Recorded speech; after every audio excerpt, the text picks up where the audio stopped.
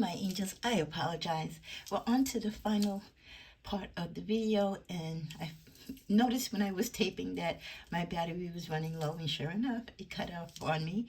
So my apologies. But just to backtrack where we were leaving off in the last card, we wanted to ask the universe what could be possibly happening or what activities might happen. And we do know that there could be some changes in reference to what we see in this reading happening within a year from now. And then the final card, kind of bringing it all together for this update for February 2023 with the reversed energy of the Three of Pentacles. Again, to recap, is that some of you might find yourself in your career, in your workplace, where normally you would expect to have teamwork, people working together for a common goal, right? For the benefit of the firm, for the benefit of the department, heck, just for the benefit of everyone, to have a job and to be secure, with their prosperity and their personal wealth. But this seems to be not the case for some of you or most of you. Again, this is a general reading, so will not apply to all of you.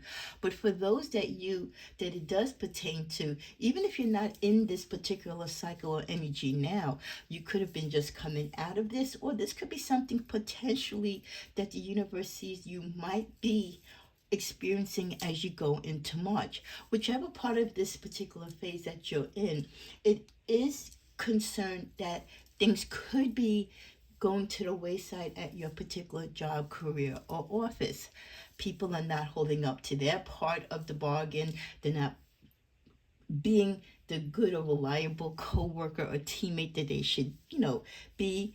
Coming in late, not coming in at all, coming in but not doing the work that is required of them, which will make many of my collectives be the more responsible person. Hopefully this is not your energy where you are no longer being the considerate and hard worker. I feel it is other people in your camp, but it impacts you because when you're part of a team, when you rely on co-workers and other colleagues in your career, your department, in your position, in your company, to work for the common goal, to do their equal share so that the company as a whole, right, blossoms and prospers. When there is a breakdown in that communication, when there's a breakdown in that system, it impacts not only the company, but especially the individual employee. So if you find yourself in a department, whether it's now or this again, you kind of feel like, hey, Tiga's right, the cards are right. I'm kind of going through this now, or I see the early stages of this happening with my department, or I am working with a colleague that isn't pulling their weight. And it does impact you, my collectives, because then if they don't come in, if they're not on time, if they're not being committed to their job, a lot of that extra work and extra pressure could be put on you. And it could be put on you not accompanying the extra pay. But you're required to do extra hours now. You're required to do extra work. So this negative type of energy and the impact that it can have upon you will definitely tie into the energy that many of you might not be happy with your positions down the road, or the reason why you're not happy now because of this break in partnership, because of the break in the sense of community and teamwork. Not everyone holding up to their part, but yet they're getting paid the same benefits, or in some cases they're getting even paid more than you, but they're not doing their share. So when that happens again, it impacts you not only professionally, but then financially, because you're doing more than what you're bargaining for. And also, you no longer feel that you're being honored or respected. A lot of employees might say to you, well, we got you, in the future, if a position opens up, we'll give you a pay raise.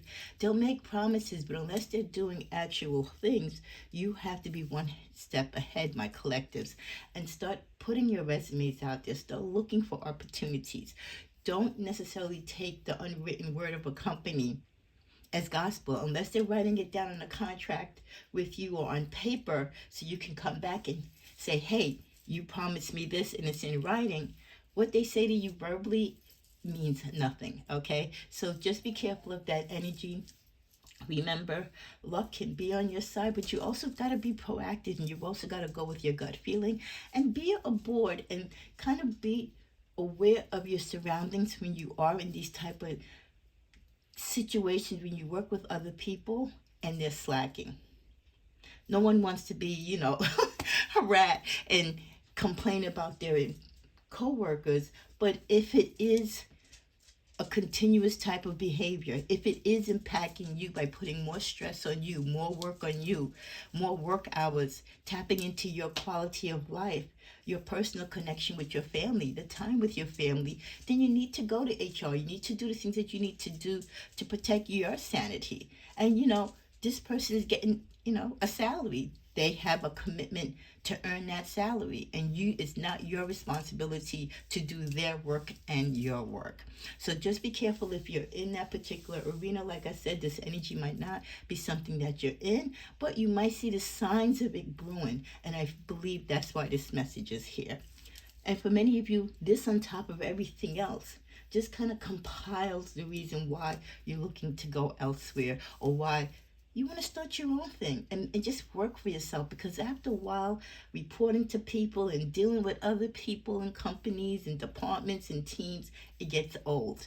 And that's when a lot of people with the talents that they have, they go individual, they go independent, right?